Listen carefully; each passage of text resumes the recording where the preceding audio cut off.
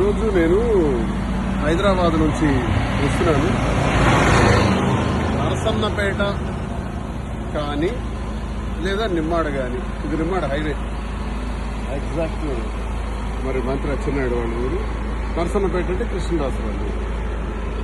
మరి కృష్ణదాసు నాకు కింజరా పప్పన్న ద్వారా కబురు పెట్టాడు.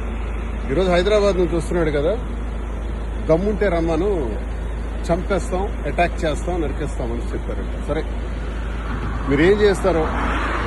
నేను ఈరోజు ఇదిగో నిమ్మాడ జంక్షన్లో మించుమించు 11:30 అవుతుంది. మరి కొద్ది దూరంలోనే టెక్కలుంది, వెళ్తున్నాను. ఒకవేళ చంపాలి, నరకాలి లేదా అటాక్ చేసి కొట్టేయాలి అనుకుంటే ఐఎమ్ రెడీ. నేనేం తప్పు చేశాను? ప్రజల అభిప్రాయాన్ని మీకు ప్రశ్నించాను. వీళ్ళు ఉచ్చ రాజకీయాలని బయటపెట్టారు. మీరు దౌర్భాగ్యమైనటువంటి మీ అవినీతిని అంతటినీ బయటపెట్టారు. మీరు చేస్తున్నటువంటి కేడీ రాజకీయాల్ని బయటపెట్టారు. అంత మాత్రం చంపేస్తారా?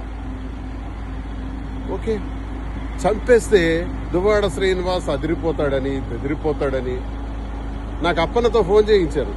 దయచేసి రావద్దు, అలా వెళ్ళిపోమని హైదరాబాద్, మళ్ళీ వెనక్కి వెళ్ళిపోమని రావద్దని. అందుకే ఆపాను, ఇక్కడ కారు ఆపాను, ఇక్కడ నిలబడ్డాను. ఎంతసేపు అయినా ఉందామని అనుకుంటున్నాను. ఒక 1 or 2 hours వెయిట్ చేస్తారు ఇక్కడే. వాళ్ళకి కూడా రండి.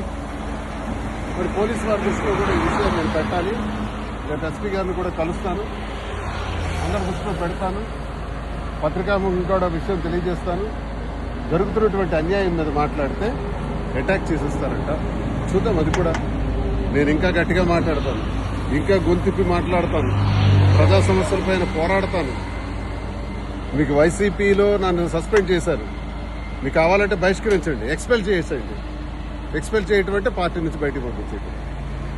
అదే చేసిన తర్వాత స్వతంత్రుడిగా నా కార్యక్రమం నేను చేస్తాను. ఇంకా గట్టిగా శ్రీకాకుళం జిల్లాలో పనిచేస్తాను. ఏం చేస్తారో చూస్తాను. ఒకవేళ చంపేయాలనుకుంటే నేను చావుకైనా సిద్ధండి. భయపడే రకం కాదు, అదిరే బెదిరే రకం కాదు ఈ దువ్వాడ శ్రీనివాసం తెలియజేస్తున్నాను. ఇంకా 2 hours ఇక్కడే ఉంటాను.